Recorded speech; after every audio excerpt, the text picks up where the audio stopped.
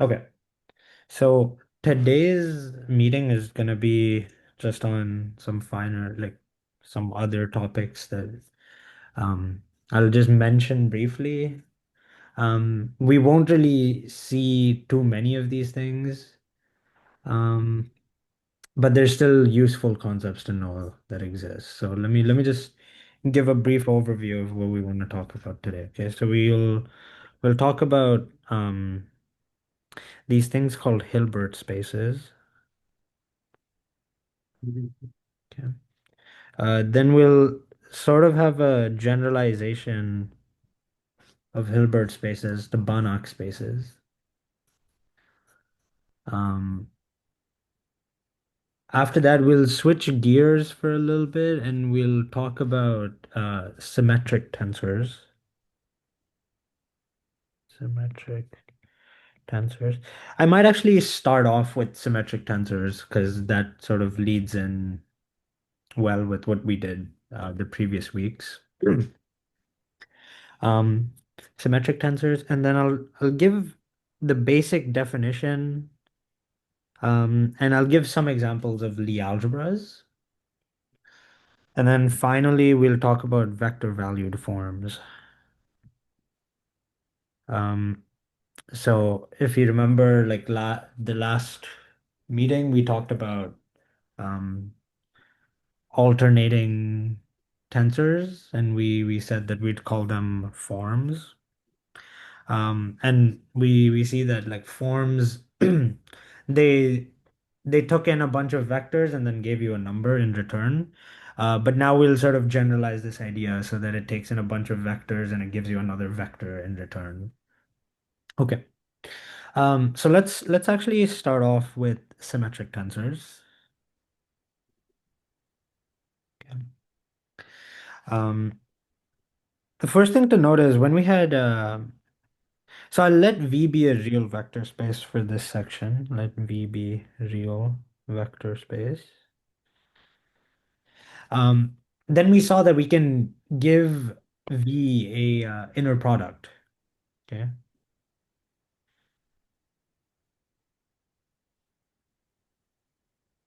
And here I'm talking about finite dimensional vector spaces.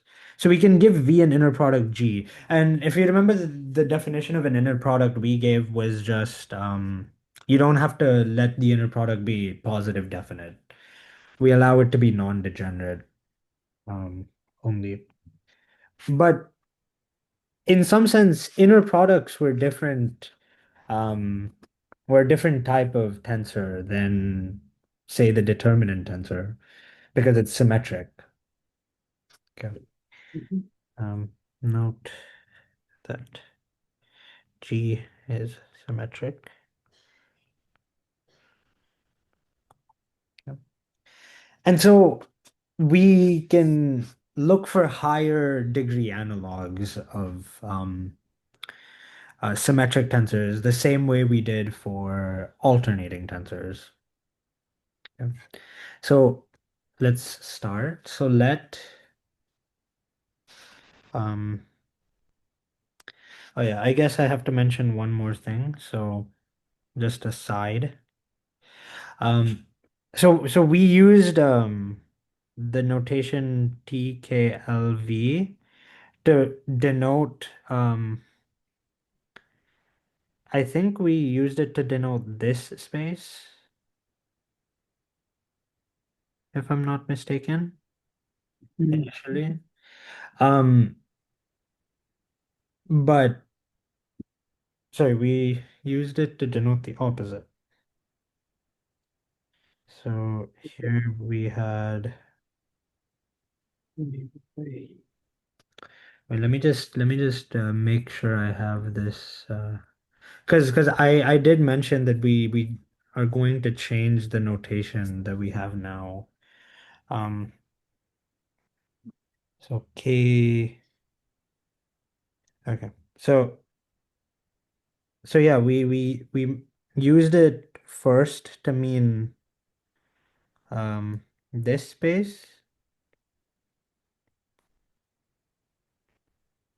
Um, So this is the physics definition. Okay. This is the physics notation or physics convention.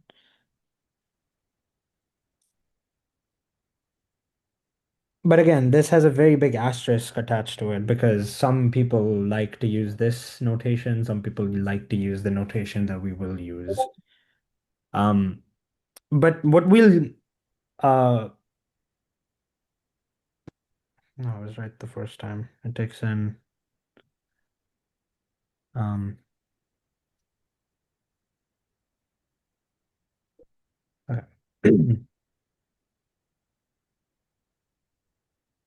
Okay, sorry about that. So we initially used it to mean this thing. Oh my God. So it took in k covectors and l vectors. But now so this is the physics convention, and it's some people use it, some people use the opposite convention. So just to stick with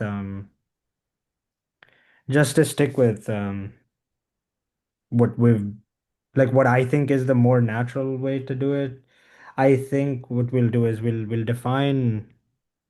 actually define this to be this space. So it takes um the reason I think this is more it makes more sense to do it this way is because um now elements in here um are now maps from V cross all the way up to V cross V star into R. Okay. So they take in K vectors and L covectors instead of the opposite. So I just wanted to like make sure that we use this convention from now on. Um, I know I put out a poll asking if I should use the physics convention or the math convention, but then I thought about it a little bit more and I realized that even in physics, no one agrees on what the convention should be. Um, So I think I'll just stick with this new convention because I just think it's easier to remember this way. Is everyone okay with this?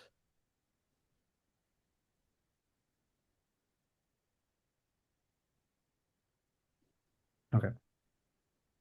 So now um, let let T be so in here or in here. Okay. Um, then if you remember, we define Mm. we define an action of we define an action of the symmetric group on these spaces by so what we do is we define s dot so sigma and sk and then it takes in whatever v1 up to vn, right? Because now these are multilinear maps. So if t was in here, it would be a multilinear map um, that takes in k covectors. If it was in here, it would take in k vectors. And all we do is um, we just permute the things around. Okay. And recall that we call T symmetric. T is symmetric if sigma T equal T for all sigma. Okay. So if you can permute the elements however we want, then we get the exact same thing. Okay. Um, Now, if you recall, when we looked at the space of anti-symmetric tensors, we defined an operation that takes an any tensor and it gives you an anti-symmetric tensor. And now a natural question is, does a similar operation exist for um, symmetric tensors? And the answer is yes. I mean, and it's defined very synonymously. So we're going to define sim of t to be nothing but 1 over k factorial times the sum over, say, the permutation group um, of sigma dot t.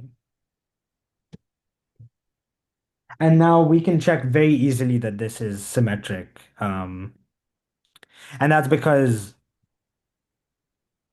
okay, let's actually check that this is symmetric. Uh, so, so to check this is symmetric, we note that if we take sigma, so let's say we take another permutation gamma, okay, and apply to sim t, we get the following, right? We get gamma dot sim t is equal to 1 over k factorial times. And now you can check that I can just put it into the sum because this action is linear. Um, sigma gamma dot sigma uh, gamma sigma dot t. Okay. Now I claim that gamma sigma, as I run sigma over all the permutations, gives me any permutation I want. And this is very easy to check because say I want the permutation uh, alpha, right? In this, I can just choose um, I can just choose sigma equal to gamma inverse of alpha. Because remember, SK is a group. Um, and so this action is the action by left multiplication is a group isomorphism. Is it? Yeah, it is. Um, no, it's not a group isomorphism. I'm lying. It's not a group isomorphism. The reason it's not a group isomorphism is because okay, one second. I'll talk about that after I talk about this. But if I just choose this, then I note that I get any alpha I want, and moreover, this choice of alpha is unique. Sorry, this choice of sigma is unique. So I just get the sum over all permutations alpha of alpha dot t, but this is nothing but the symmetrizer at t. So this is symmetric. Um, okay. So aside, are there any questions about this? Other than the fact that left multiplication is not a group isomorphism. Okay. So let's just check very quickly that left multiplication is not a group isomorphism. So let's say I take LG of H. Let's say I take LG of A times B, and I want to check that this is equal to I want to check if this is equal to A times LG of B. But if I expand this out, I get G times AB, and on this side I get GA, GB, right? Now there's no reason why these two things have to be equal.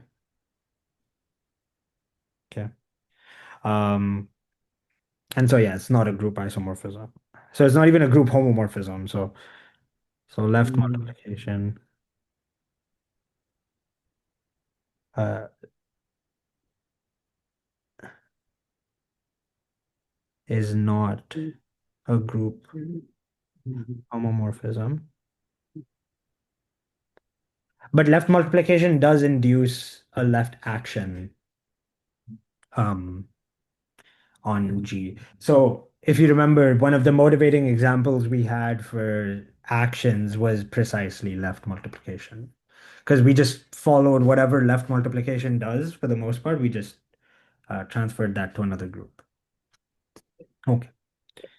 So okay, we've checked that like this symmetrizer action, like the space of and now you can check that the image of this symmetry thing is precisely the space of symmetric tensors. Um, Image of sim is the symmetric K tensors.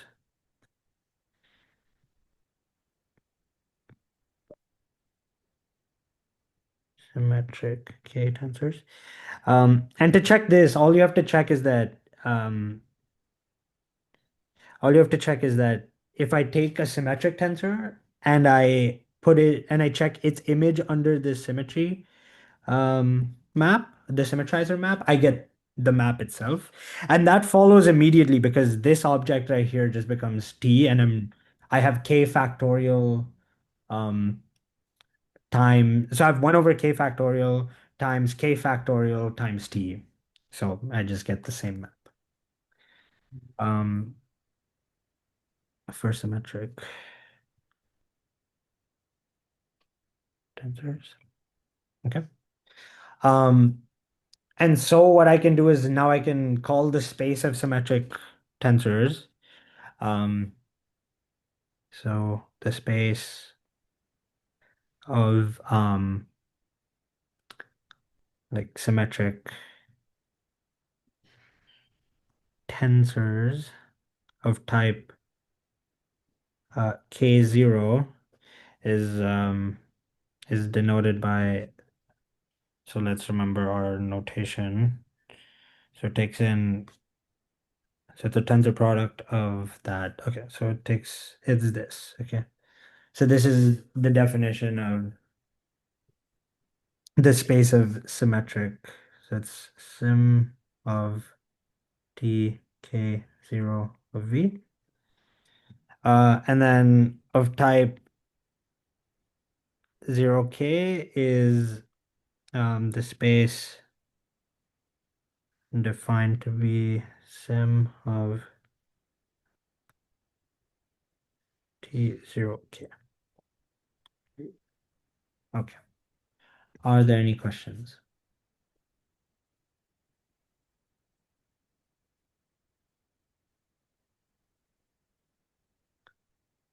Okay.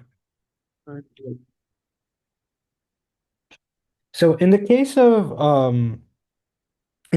antisymmetric tensors, we had a product that took um a K form and an L form and gave you a K plus L form. We have a similar operation on symmetric tensors. And the way I'll define it is if I have two symmetric tensors, so if T and S, okay, I have to be slightly careful here. So okay, if I have T is in either, so if T is in here and S is in um here, we define um T. So this is the symmetric multiplication by S, and it's just K plus L factorial over K factorial L factorial times this. And we define the analogous product for if they're tensors of the other type. Okay. Um, okay. So now, we note that the inner product is nothing but a symmetric two tensor of type 0, sorry, 2, 0. Okay. So if we remember, so if we recall, on okay, so now on let's say Rn, right? We had we have a standard basis, E1 up to En. and corresponding dual basis,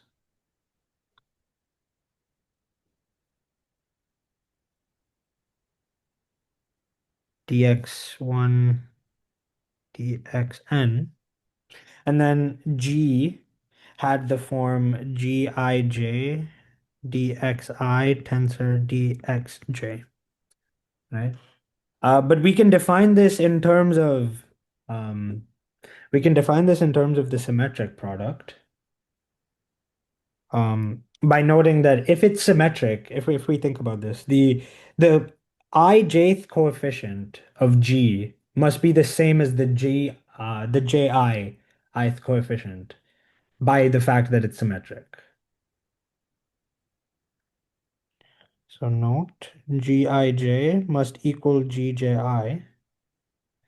Um, and we can check this since okay, let's see. So if I put G of EI EJ, I get I have to use different letters. Let's use alpha beta dx alpha tensor dx beta evaluated at EI EJ.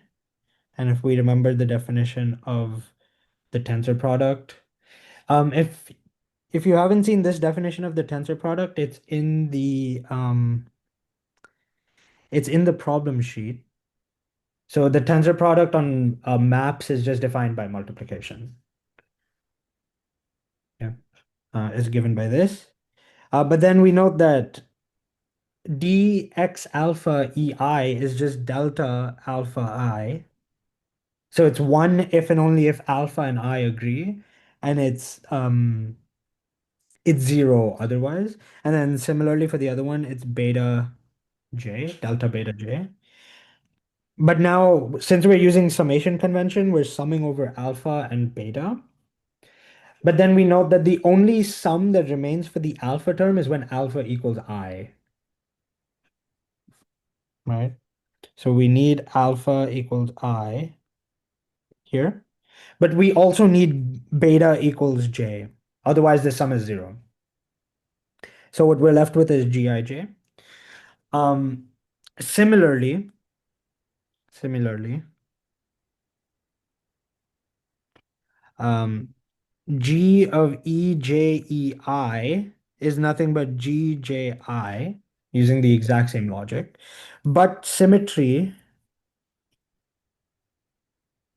gives, okay, so we have Gij equals GEIEJ, and this equals, by symmetry, I can just swap the two entries.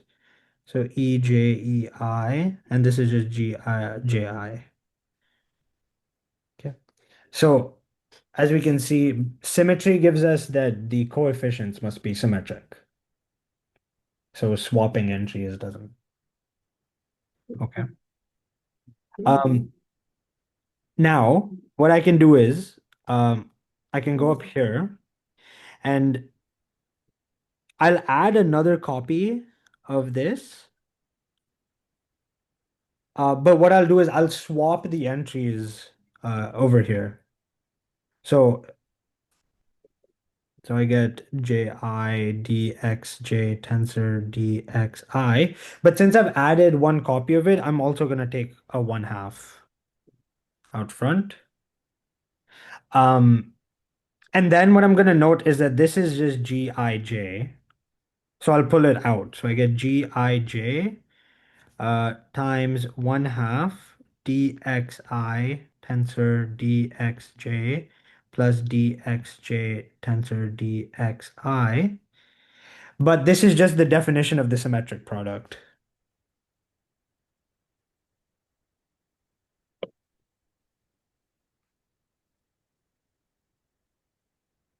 Do I not want this k? I guess I don't want this k plus l here.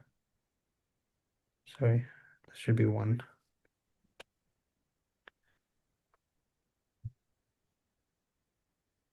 Is that what I want? So I get 1 factorial times 1 factorial. Okay. So yeah, this is just Gij. Um, and then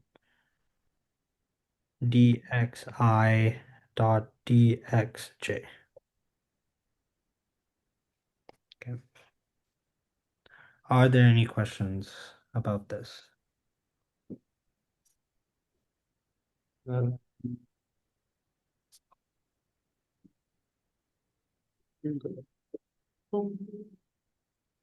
Okay, we're good. Okay. Again, if there's any mistake in my um constants, I'll like correct I'll try to correct that. Um,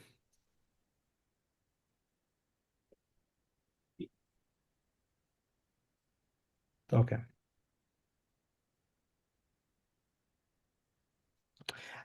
We don't want this factor here when we're talking about the because the symmetric pro the symmetrizer already has the factor of 1 over 2 in this case. Okay. So we can so another way that I'll write this as dxi dxj. So if I don't have anything in between two covectors and it just looks like I'm multiplying them, that means that I've taken the symmetric product of the two. So if so when I take the wedge product, I'll explicitly put dxi wedge dxj. But when it's with the symmetric product, I'll ignore it. One thing to note now is that the symmetric product sort of acts like homogeneous polynomials, right? Pure symmetric tensors give us polynomials in like whatever variable it is we're working on. Um, and to see this, um, we know that polynomials are symmetric, right? Like if I have the polynomial Um, if I have the polynomial xy, this is the same as yx, right? Um, and homogeneous just means homogeneous of degree k means that if I multiply inside um by t, I pull out a t to the power k of the same thing. And we see that symmetric tensors are exactly homogeneous of degree k over over whatever entries they take. So say we have now dxi dxj. Um, we see that this is a polynomial of degree 2 in dxi and dxj. Okay. Homogeneous polynomial of degree 2. Yeah. So when we talk about polynomials over vector spaces, um, we can naturally identify homogeneous polynomials with symmetric tensors. And this is why symmetric tensors are sort of useful to study sometimes.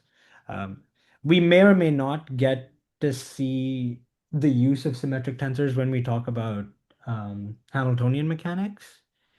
Um, but again, we'll see when we get there. Okay. Are there any questions regarding anything we talked about here?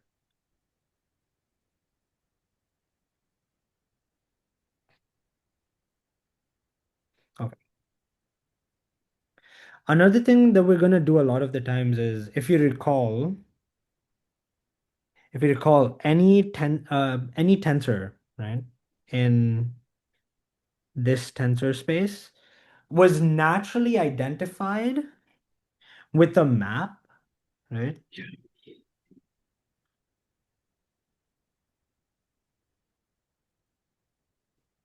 with a map. Um, from V. So in this case, it'll go from, I'll call this G hat. So it'll go from V into V star, right? Um, and since G we denote as the inner product, it's non-degenerate. This map, since G is non-degenerate, and we're working over finite dimensions, this map is an isomorphism.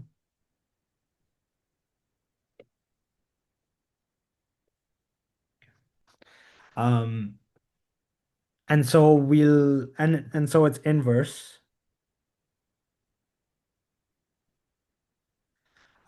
G hat inverse goes from V dual into V.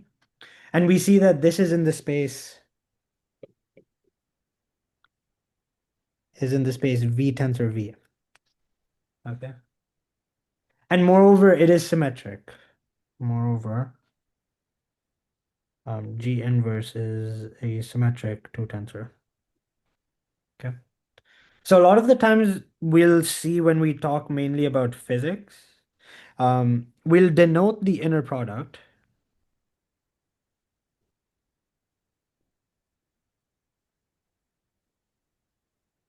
by Gij like this. Okay. So this sort of just means matrix representation.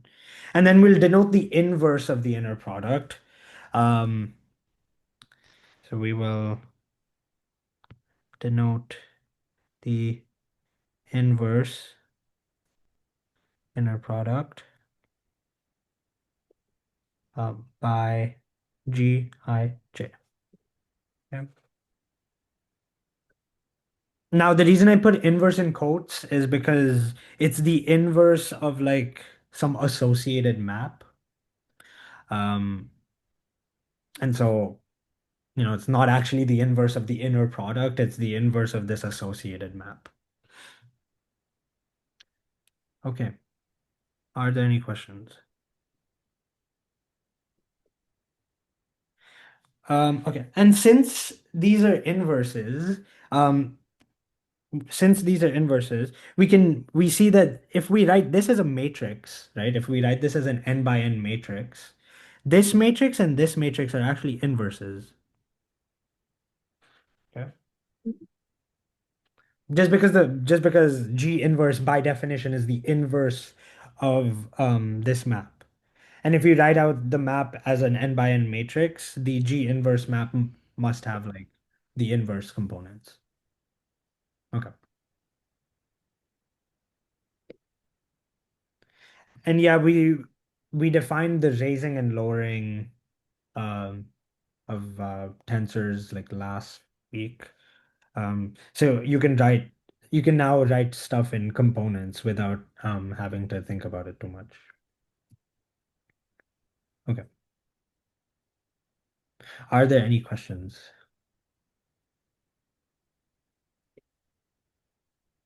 Okay. Let's now move on.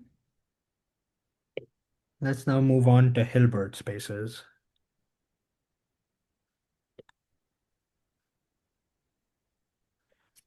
Okay. So usually when we talk about Hilbert spaces, we will look at um, complex Hilbert spaces, but um, nothing in the definition really restricts you from having uh, like real Hilbert spaces. Um, but since most of the applications we'll see Hilbert spaces in will be complex, we'll define what an inner product means on a complex vector space. So let V be a complex vector space. Okay. Then G from V to V and to C is a permission inner product if okay. So we'll use the physics convention And the physics convention says that the first entry is like anti-linear and the second entry is linear. Um, so I know I'm mixing up a lot of conventions. For tensors, I've used the math convention, well, mostly math convention. With the Hermitian inner product, we're using the physics convention. But again, no one really agrees on any convention, so I hope it doesn't really matter too much at the end of the day. So okay, the first thing that has to be true is that G of the Hermitian inner product is not symmetric, but it's like anti-symmetric. So swapping entries puts a you have to complex conjugate. The second thing is it's additive in both components. So what I mean by that is U plus VW is the same as UW plus VW and um, VW equals GUV plus GUW. Okay. And like I said, it's antilinear in the first component.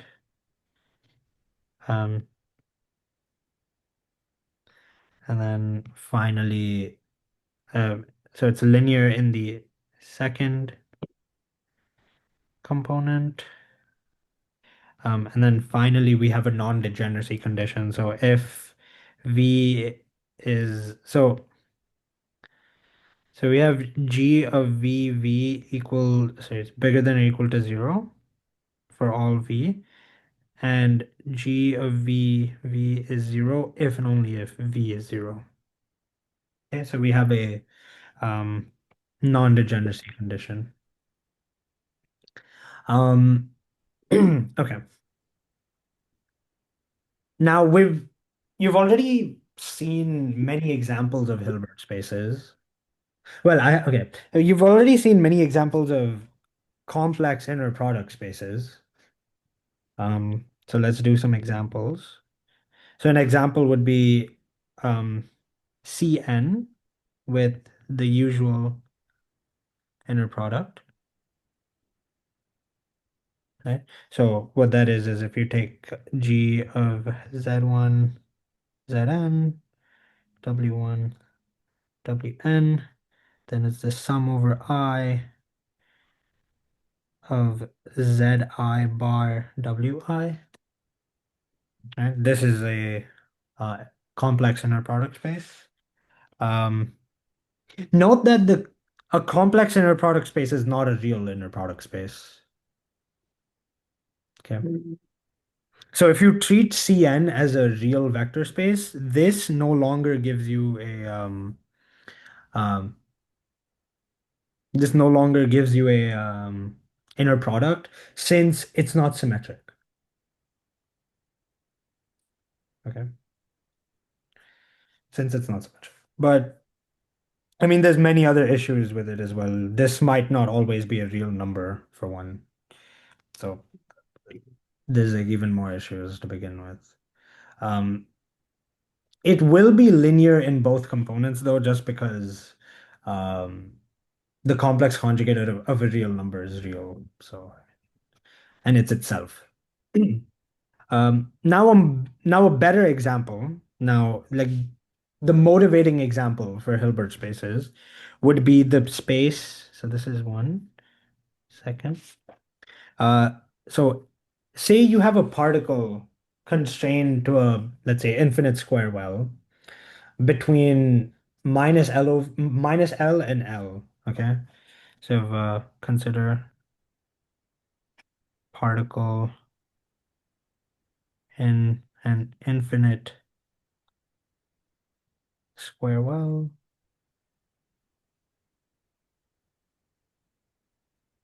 Um, so the potential looks something like 0 if x is between L and then infinite if else. Okay. Now, the space of solutions to Schrodinger's equation lie in the following space. They lie in L2 of minus L to L, okay, with the inner product. When I say inner product, if I'm talking about a complex vector space, please think of a Hermitian inner product. When I talk about a real vector space, we'll talk about the weaker notion of an inner product that doesn't have to be positive, definite. Um, so with the inner product, um, I'll write it in physics, like in the bracket notation. So phi psi is equal to the integral from negative L to L of phi star psi dx. Okay. Um, Now, one thing to notice is that if we let this inner product be the usual Riemann integral, sorry, use the Riemann integral, this space is not complete. Okay. Um, and by completeness, we'll talk about that in a second. But there are issues with the Riemann integral. So we have to use um, a quote unquote better type of integral called the Lebesgue integral, which I will hopefully talk about in 2 meetings from now. We'll develop the notion of the Lebesgue integral because the Lebesgue integral is the most useful integral for this sort of application. Um, we'll see that the Lebesgue integral is much nicer than the Riemann integral in many ways. And so when we talk about this inner product space specifically, we'll use the Lebesgue integral instead of the Riemann. Um, okay. Uh, and also another reason this is important is like solutions to the wave equation are given by a Fourier series. Um, and it has a similar inner product on it. Okay. So we talked about a potential issue with using the Riemann integral.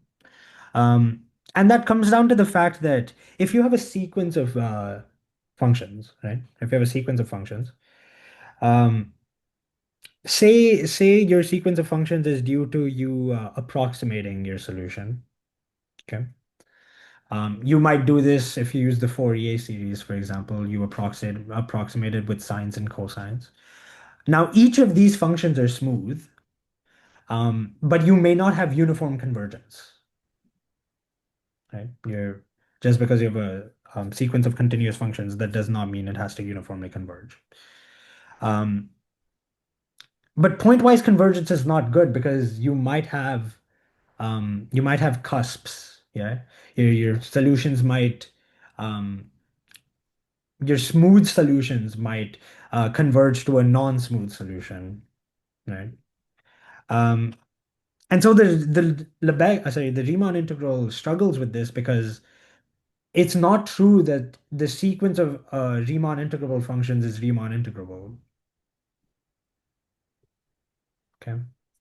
And this is a major issue, right? Like you would hope that a sequence of functions that does converge to some function also converges in your space. And this is sort of what the Lebesgue integral rectifies. It'll rectify the issue of um, we'll see that under looser conditions, pointwise convergence of functions, of integrable functions gives you an integrable function. And so we want to talk about this notion of completeness, right? We want to make sure that we look at spaces where we can approximate solutions, for example. And so we want every sequence that gets close together to sort of converge at some point to something in the space. Not only does it have to converge, it has to converge in our space. Okay. Um, and so to do this, we need to define a little more terminology. So we can now define a define the notion of a norm. Okay. An inner product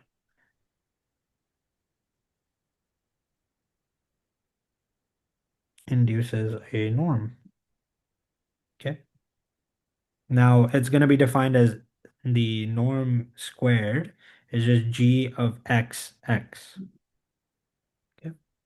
So you take the dot, so you can think of it, okay, the norm is just the dot product with itself. Um, Mm. and then you take the square root. Or in other words, you define it to be the square root of g of x with itself. So one thing to note is that if we use if we go to the real case and we only suppose that g is non-degenerate, um, this object might be negative at times. Um, and I mean that does pose some issues, like because you can't really take the square root. Um, but for now, we'll just ignore that. There, like some people like to say that these things have imaginary norm, and we'll see. And if you remember the example with the Lorentz metric, sorry, the Minkowski metric, um, this thing being negative, sort of the norm being negative, sort of tells you that it's unattainable to go there just by Lorentz boosts. Okay, so it being negative norm does have significance in physics. So we just define it to be like this in this case. Okay. Moreover, we can define a metric. Okay. We can define a metric, d of x, y, to be the norm of x minus y. Okay. Do you know what a metric is? Just in case I need to define it.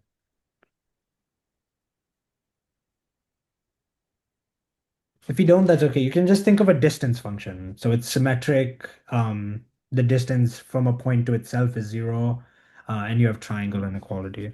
So let me just define this. A metric. A metric on our space X is a function. So it takes in two things and gives you a real number such that one, d of xy is bigger than or equal to zero for all xy. Two, d of x is 0. 3, um, I guess I can add that here. d of x is 0.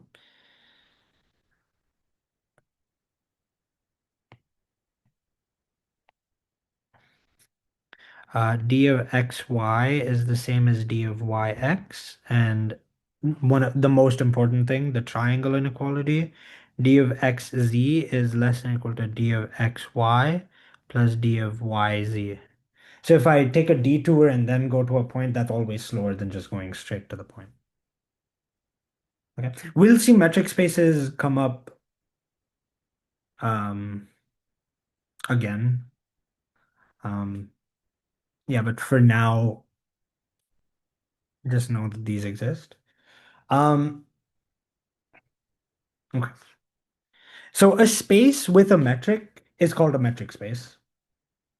Okay. So if you have some set and you define a metric on it, um,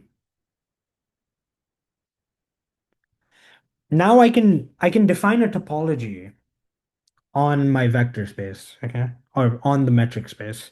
So we can define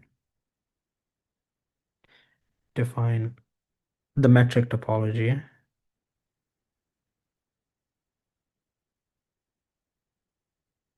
Um, Metric topology on X by um, choosing the smallest topology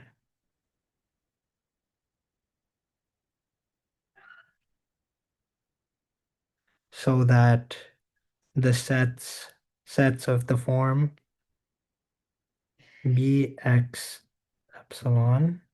So Bx epsilon is defined to be the set of y and x such that d of xy is less than epsilon.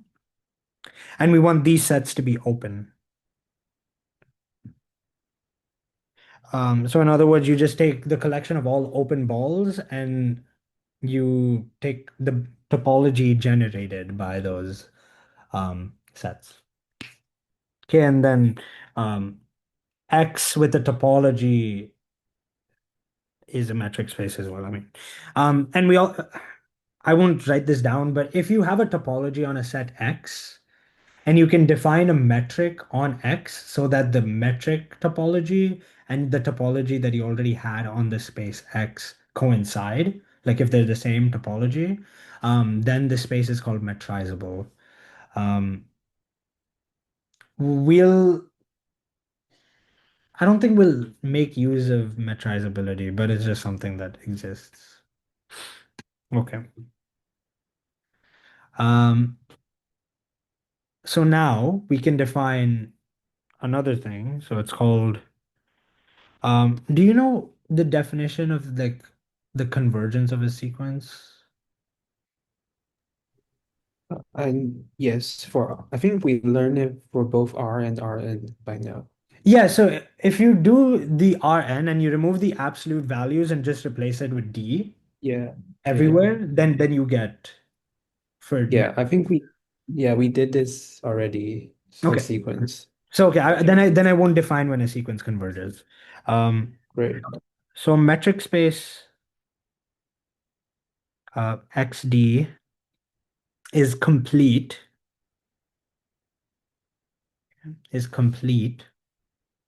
if every Cauchy sequence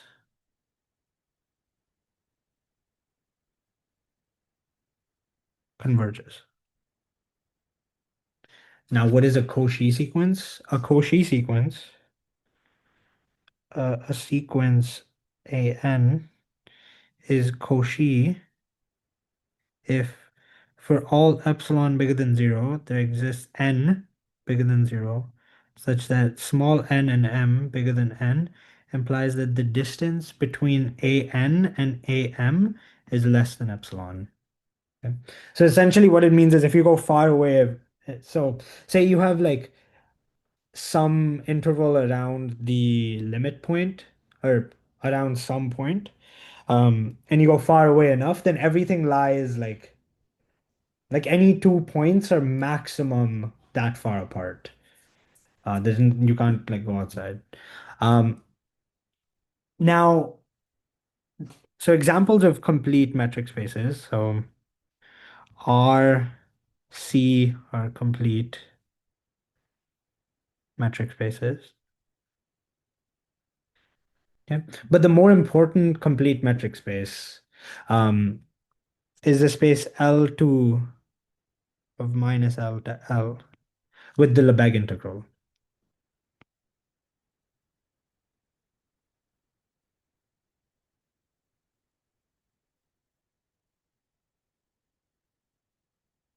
Um, and now you can you can take you can take an inner product space, and we saw how we can define a metric.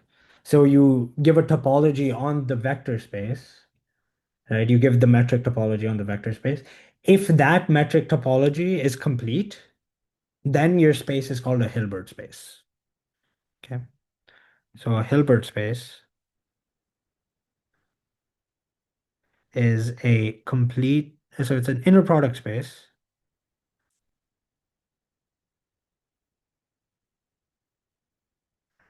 It is an inner product space VG so that the metric topology is complete. Yeah. So again, you've seen examples of this. You've seen examples of R is a complete inner product space. Rn is a complete inner product space. Cn is a complete inner product space. Um, and so yeah, you've seen many definitions of complete inner product spaces. Um, And completeness is a very desirable property, as you'll see on the problem sheet for like these couple of weeks. Um, excuse me. You'll see that you require completeness to sort of show that ODEs have unique solutions under certain conditions. So completeness is wonderful. Completeness also allows you to approximate your solution and approximate the error of your solution, so on and so forth. Um, we see ODs and sorry, we see Hilbert spaces show up in like ODs, PDs, optimal transport, bunch of places. So knowing what a Hilbert space is one of the most central ideas. Um, okay. And now, since we defined a topology, we can talk about continuous maps. Okay. So in the case of Hilbert spaces, the dual space of a Hilbert space, there are actually two notions of a dual space. One is the algebraic dual. The algebraic dual is just the space of all linear functionals, as we saw for vector spaces in general. The other one is a topological dual. Okay. So if VG is a Hilbert space, we define V star. Okay, so the dual space is this is now called the continuous dual, and it's the space of all lambda from V into F, whatever your field is, if it's C or R, such that lambda is linear and continuous.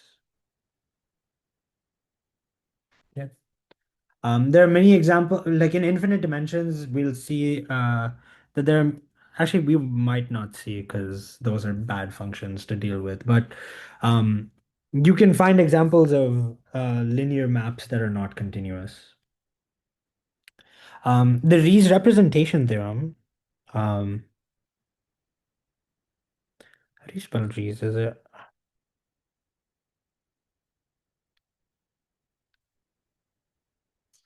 Let me look this up 1 second. Okay, Riesz. Okay, so the Riesz representation theorem.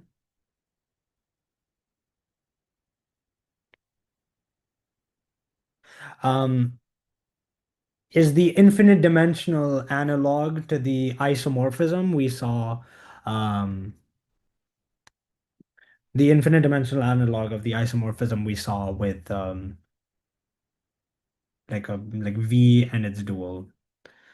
So just as it also holds on the inner products on Hilbert spaces, as long as you restrict, um, as long as you restrict to the continuous dual. Okay. Um, it doesn't, so it tells you that V is isomorphic to V dual as long as V dual is the continuous dual. Okay. Um, okay. Um, we can also give we can give the space we can give V star a norm. And the way it's defined is so the norm of a linear functional is the supremum over the unit ball of the values of V. Or sorry, of phi. So it's going to be over the norm one things of phi of V. Okay. Um, Now you can extend this norm to the space of all linear functionals, but you might find that this object isn't finite sometimes. Um, and then one can show that a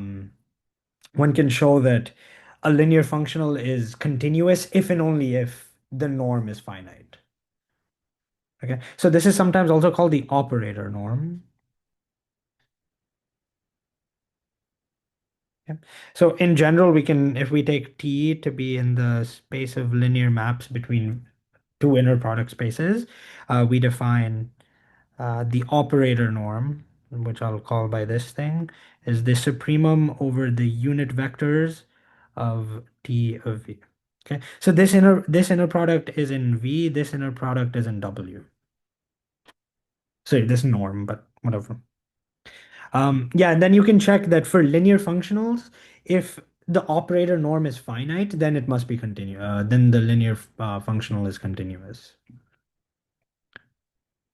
Okay. And now we see that we've sort of used three different functions, right? We've used an inner product, we've used a norm, and we've used a metric. And we're sort of using all three of these in conjunction. So the main question is, are these three actually distinct? Right? Are these three things actually different? And it turns out that norms and inner products are different. Okay. So norms and inner products are different. Yeah. Um, and you can check that a norm comes from an inner product. Um, comes from an inner product if and only if it satisfies the parallelogram identity. The parallelogram identity is if I take the norm of v plus w, square it, and I add it to v minus w squared, this thing gives me 2 times the norm of x, sorry, v squared plus the norm of w squared. So if your norm satisfies um, this equality, then it must come from an inner product. Okay. Um, so now let's give like let's briefly talk about spaces that come from norms but not inner products. Um, so um, a Banach space, okay, is a vector space with a norm, not an inner product. That is a complete metric space.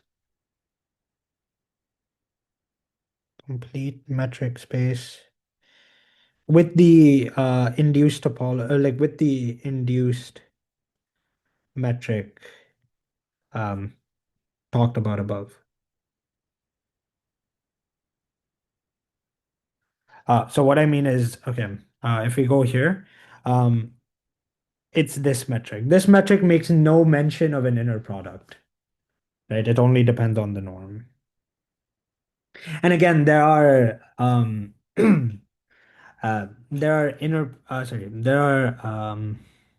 there are metric spaces that don't come from norms, um, but we don't really have much use for them,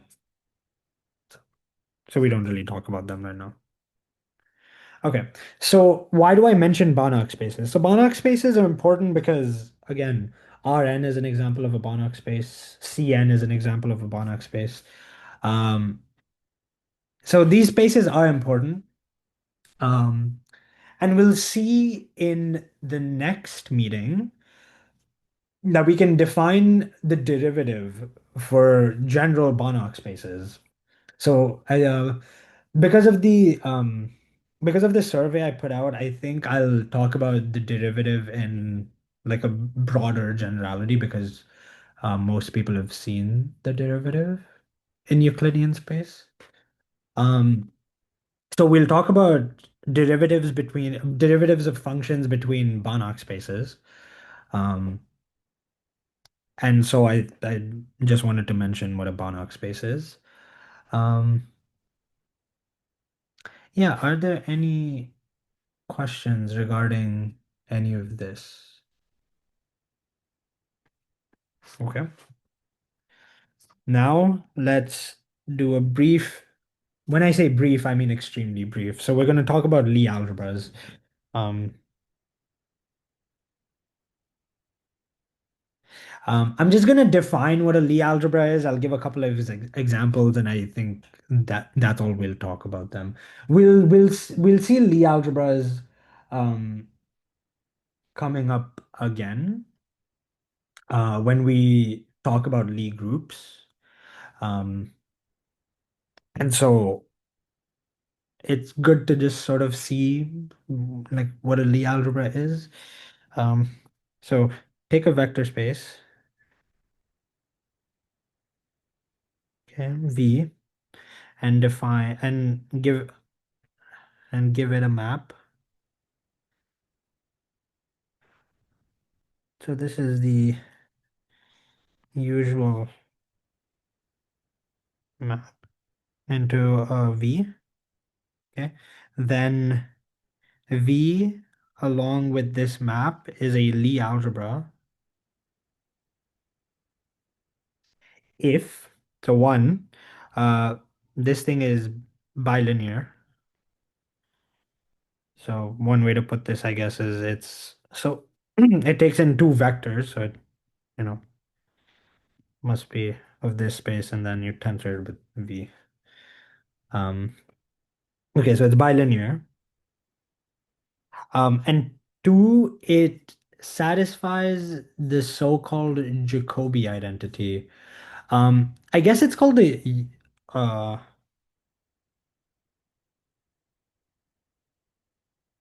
hmm, actually, I'll talk about Lie algebras in just a bit. Um, we'll talk about vector valued forms before we talk about Lie algebras. Okay, vector valued forms. Okay. So again, if you recall, we talked about different not differential forms. We talked about forms um, that took real that took like that took on real values. Now we'll talk about forms that don't necessarily do this. And if you recall, um, we can think of we can think of maps. When I say maps, I mean multilinear here. Multilinear maps. V crossed with itself into W as members of, as elements of this space here.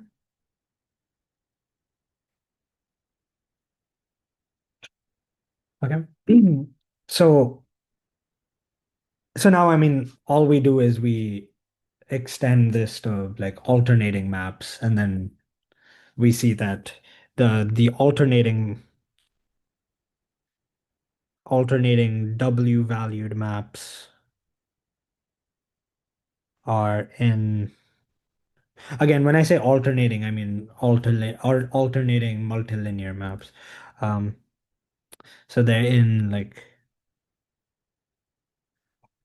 this space or um this space. Okay.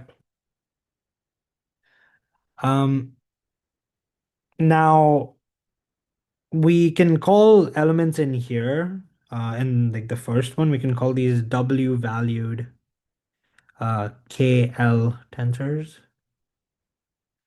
And here we'll call these W valued forms or vector valued forms because they take on elements in um, W. Um, okay, but now we come to a big issue, right? You you can't really take tensor products of W valued or vector valued forms and get a vector valued form over the same vector space. Okay, this is sort of a big issue, but it's okay. We're gonna ignore it because we don't really care. So note if T um is in this and S is in Uh, and we um let's call this W1, W2. Then like T tensor S is in KL V tensor W1 tensor and V tensor W2. But then we can use the canonical isomorphism uh, of these spaces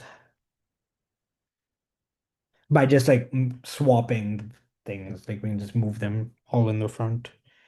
So V1 tensor V2. And so we see that if you take a W1 valued tensor and a W2 valued tensor, you get a W1 tensor W2 valued tensor when you take the tensor product. Um, and again, the definition is just the same. I mean, you just take instead of multiplying the maps, now you take the tensor product.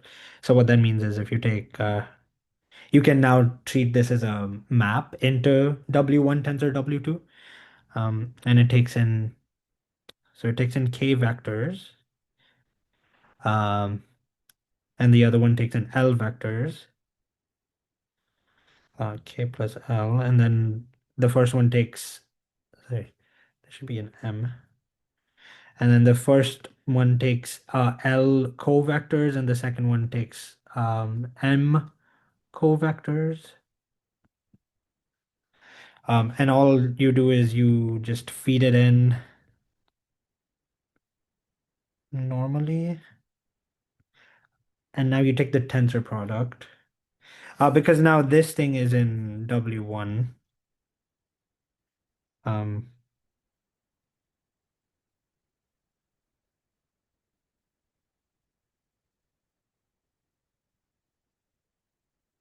and this thing is in W2. So this whole thing is in, let's see. So it took in K plus M vectors. Okay, so it took in K plus M vectors. It took in L plus N covectors. Um, and then it gave you elements in W1 and W2. Okay.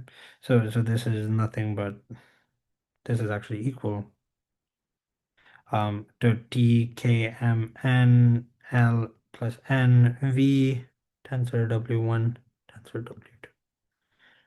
Okay. And then similarly, um, the wedge product of two things, gets you something, like gets you an alternating, um, W1 tensor W2 tensor valued, form. Okay. And so we can define, so let omega be like in this space. Um, I mean, it doesn't really matter if it's in this or it's dual, but I'll just define it for this one.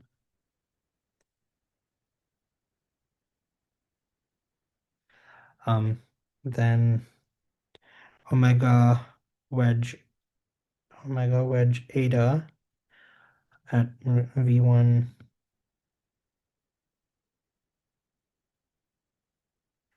K plus L is equal to, so it's just the usual. So it's going to be K plus L factorial over K factorial L factorial sum over um sigma K plus L sine of sigma omega of V tensor. So it's going to be K. And then we tensor product this with eta evaluated at.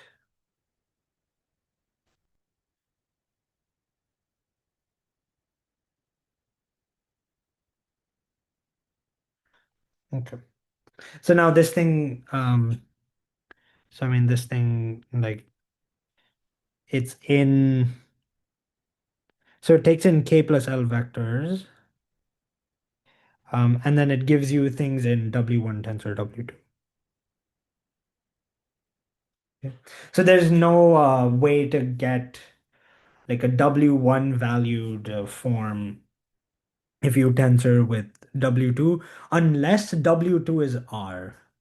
If W2 is the real numbers, then W1 and W1 tensor R are isomorphic vector spaces. Um, okay. So is there any questions like relating to um, vector valued differential forms?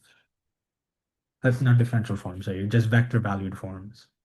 They're just forms, but now you have like an extra tensor. That's it. Um, and again, you can always just go back to thinking about them as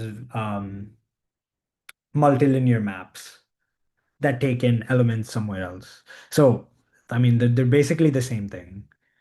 Um, okay. So now let's talk about Lie algebras. So say you have a real vector space. Again, complex vector space is also okay. Um, so then what you do is let V be a vector space.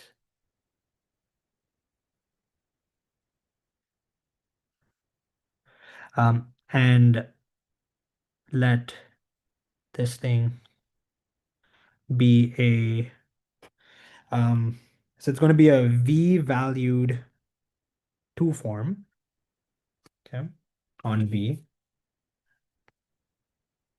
Okay. So it's bilinear and alternating and takes in values in V. So it's a V value two form on V such that it sorry, it satisfies the Jacobi identity. So in English, people say Jacobi, but I think his name is actually Jacobi. Um, I forget where he's from. Um, let me just check. Let's see. So Jacobi identity named after. Yeah, okay. He's German, so I'm guessing it's Jacobi. Um, but okay. So it satisfies the following very weird looking identity.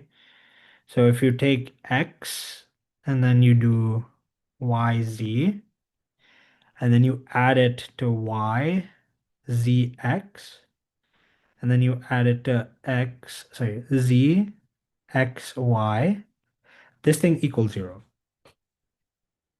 Yep.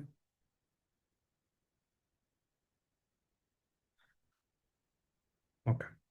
Now, the motivation for this is actually the cross product in R3. So I'll leave this as an exercise. Check that R3 with the cross product is a Lie algebra. Okay. So this is a Lie algebra.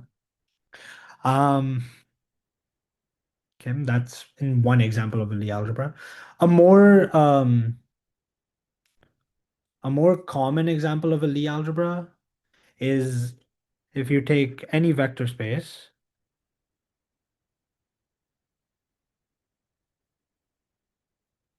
and consider um, the space of linear maps from V to itself. This is now a Lie algebra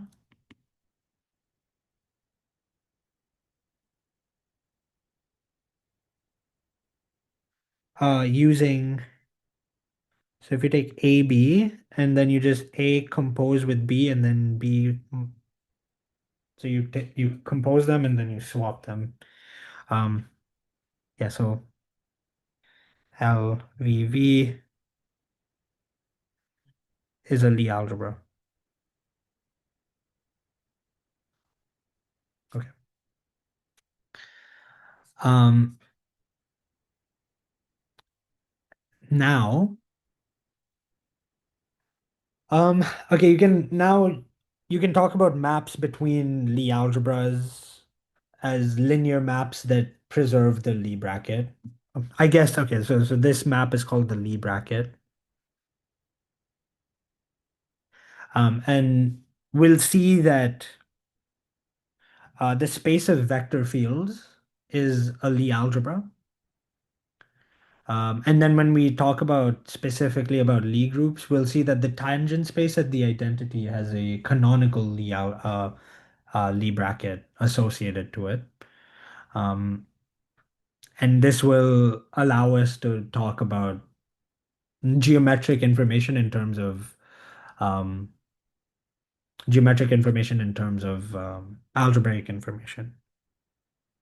And one final thing that I will end off at is if E1 up to En is a basis for Lie algebra, then we know that Ei, Ej has to be of the form Ckij xk. Okay, that's not xk, ek. These coefficients are called the structure coefficients.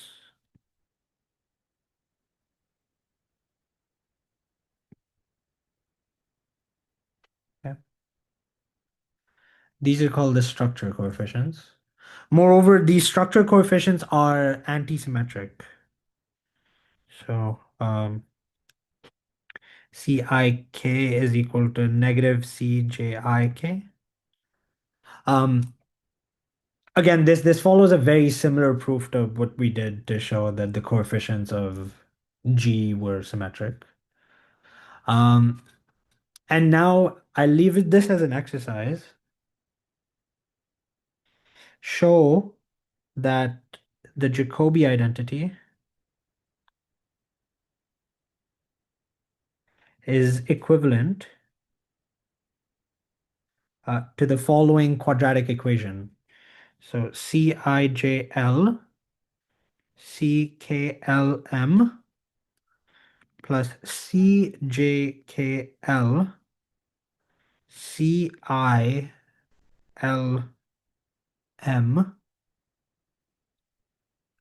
plus CKIL CJLM equals 0. Okay. Um, so if you look very carefully, you're contracting over L. So this is a sum over L. Moreover, any so how many structure coefficients are there? For the I, we have like n choice, like we have n things for that. We have n for the j component and we have n for the k component. So we have n cubed structure constants or structure coefficients. Um, so if you take any n cubed functions that sorry, not functions, n cubed constants that satisfy um Cij equal negative Cjik, and um I'll call this star, or I can just copy paste this. What am I doing?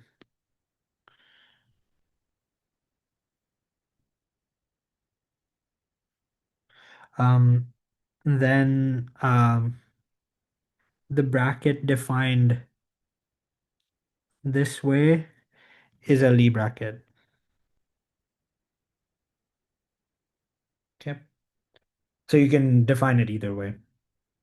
Okay, yeah. So this was just a very brief introduction to Lie algebras, Hilbert spaces, Banach spaces, inner product spaces, and like symmetric tensors and other things. Are there any questions? If there aren't, I will I'll post like the lecture meeting and the um notes and stuff in a little bit. But okay, it was so I'll see if the next meeting is gonna be tomorrow or on Friday. Um it'll probably be on Friday because I need time to prepare the next um like meeting. Um but yeah, let me just end the recording.